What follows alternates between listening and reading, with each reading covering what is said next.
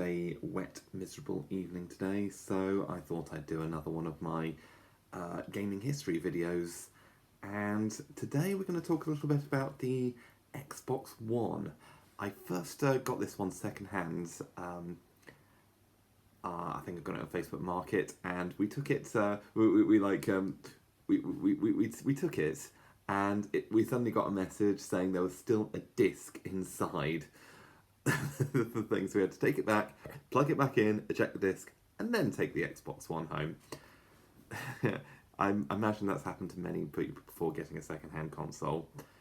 So, next thing I did, what did I do? I went out to Southampton and I went to CEX and got a couple of games. I originally went in for Assetto Corsa. I wanted to get that, but I saw Project Cars 2 there and I got that, and I was very happy with that. There'll be more about Project Cars 2 in another video, probably the next one.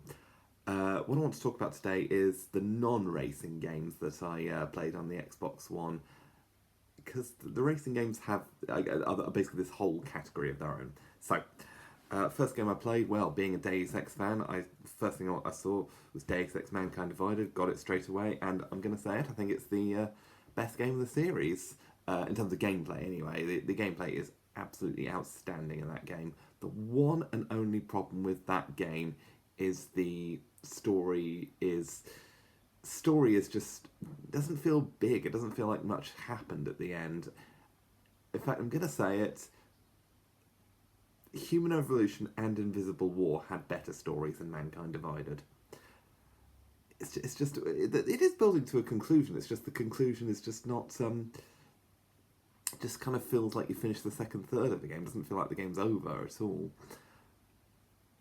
But it makes up for that some of the DLC. So I'll talk a little bit about the game. It's you're Adam Jensen again. You're trying to track down terrorists. You have lots of mechanical augmentations which allow you to do things, take down enemies better, sneak better. Even have like a computer in your brain where you can talk to people and have almost like a persuasion chip in there, which is good fun for convincing people things. It plays out like an RPG.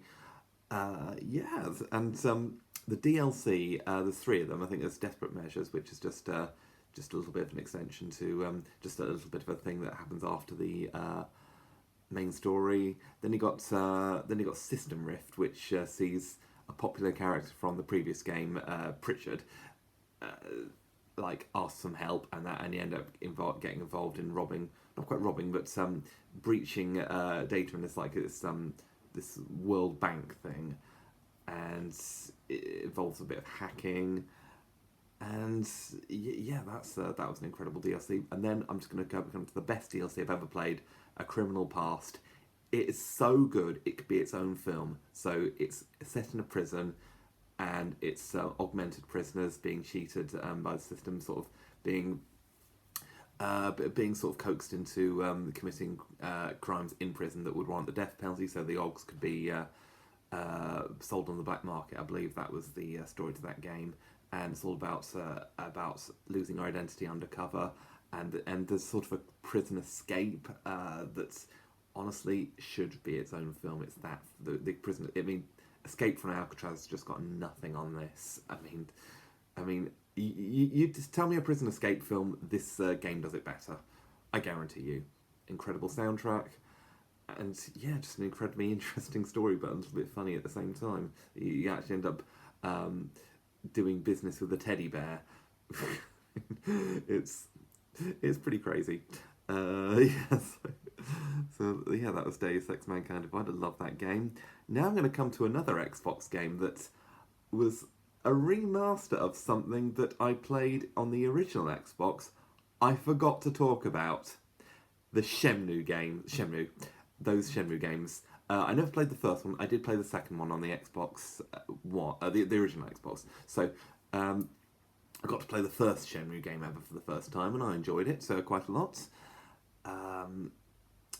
Not quite as much depth as the second game. The second game That's a lot to do. But what it is you're a young boy who witnessed his father being killed in a martial arts battle, and you're trying to track down people getting revenge. And it's a very interesting game. It sort of rolls around just asking questions and sort of almost playing detective, as a civilian, just going around inquiring about things and trying your best to find what's next, and with little mini games in there. And it's definitely an RPG. It's more interesting than it sounds. That was a great game. And then there was Shenmue 2, and that takes place out of Japan into Hong Kong. So there's a lot you can do there. There's the gameplay overall, the way you can ask questions is better. The fighting, you can actually get into martial arts fights with people as well, and you get some. It's how do I even describe it? It's you do end up defeating someone in a fight at the end. It's not the main villain. That's for the third game that did come out many years later. I never played it, thanks to a YouTube video by I think it's called Super Eye Patch Wolf or something. Some ridiculous name, really good channel, but ridiculous name. And I was like, nope, not playing that. It looks awful. So I might watch like a video playthrough or someone's just to see what happens. In fact, I might even go on YouTube and search that now for like a story playthrough or something. Yeah, but yeah, Shenmue. And the narrative in that game is really strange because it doesn't have a 3-act structure. It's the closest thing I can describe it to is Star Wars Force Awakens. You don't end up killing the main bad guy in the final battle, and after the final battle, the game continues for a bit. Imagine when Rey found Luke Skywalker at top. Imagine that for like 2 hours, and yeah, there's still 2 hours of the game left after you defeat the main guy you have the most interactions with. Not the main guy, the main guy in Shenmue 2. Yeah. So and that takes place somewhere in sort of a Chinese valley, sort of cut off from modern day society. Those last couple of hours, and the fighting just stops there. It's just a little bit of mini games. There's a big problem with the game. It doesn't hold up very well today. That's the quick time events. You know those things where you get the beep beep beep beep beep, and you have to mash one of the buttons very quickly. It's most of the gameplay's that, and make things worse, the sounds are so annoying. You get the annoying alarm sound when you're prompted to click something, and if you fail, you get the annoying horn sound. And they couldn't have picked more annoying sounds. And the weird thing is, in the last couple of hours in mainland China and in the valley, you get a much more interesting sound, like a more musical note sort of thing. It's almost like an even softer version of the sound effects that Tokka 2 used. So why they didn't go with that the whole time, I don't know. But yeah, the game's very interesting. It's taught me some interesting things. And now I think about it, there's another game from PS3 that I didn't talk about. Red Dead Redemption. I completed the first Red Dead Redemption game once, and I didn't talk about it. It's so I'll talk about it right now. It's a open world western, but has one narrative with side quests, and I love that game. I love playing a western game. There is, of course, the obvious thing about the main guy dying the second he hits water.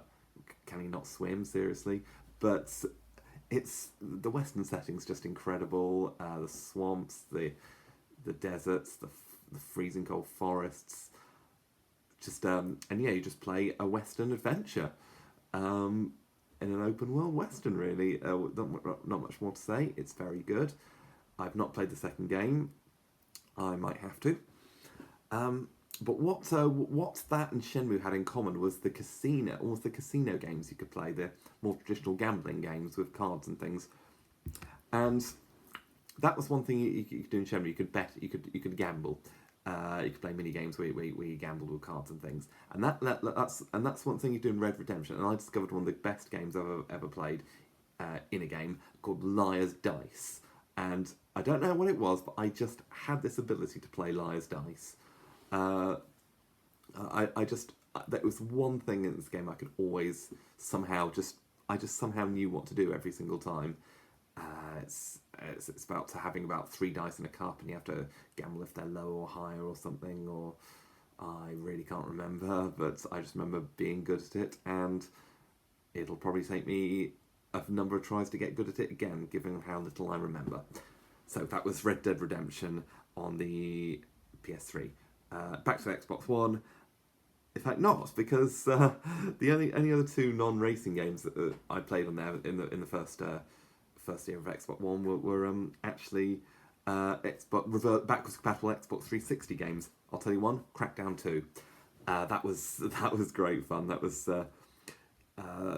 just you're a sort of futuristic police officer trying to just crack down on crime, really, and sort of a big city to explore, look for crimes, and just generally just general mayhem, really, and yeah, good fun, and yeah, that was a really good game. Then there was another series that I got into very late, only 2-3 years ago, the Mass Effect trilogy, and predictably, I loved them. Yeah, they were great. My favourite was number 3, I think, the third one.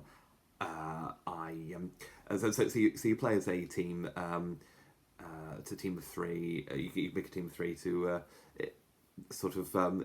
you're in a sort of a space war, and yeah, you play as Shepard, and you can choose 2 other team members. So sort of a Rainbow Six sort of thing there, and a lot of it's third person. You just go around just shooting enemies. You can cover behind buildings as well. That's a great thing about it. So it's mostly shooting combat. Mostly third person. I think a bit of first person there as well. I can't really remember, but yeah, great game, great progression system. Just a really good series, and a pretty damn good story as well. Yeah, that was that. And yeah, I think that's quite a long video, a lot to talk about.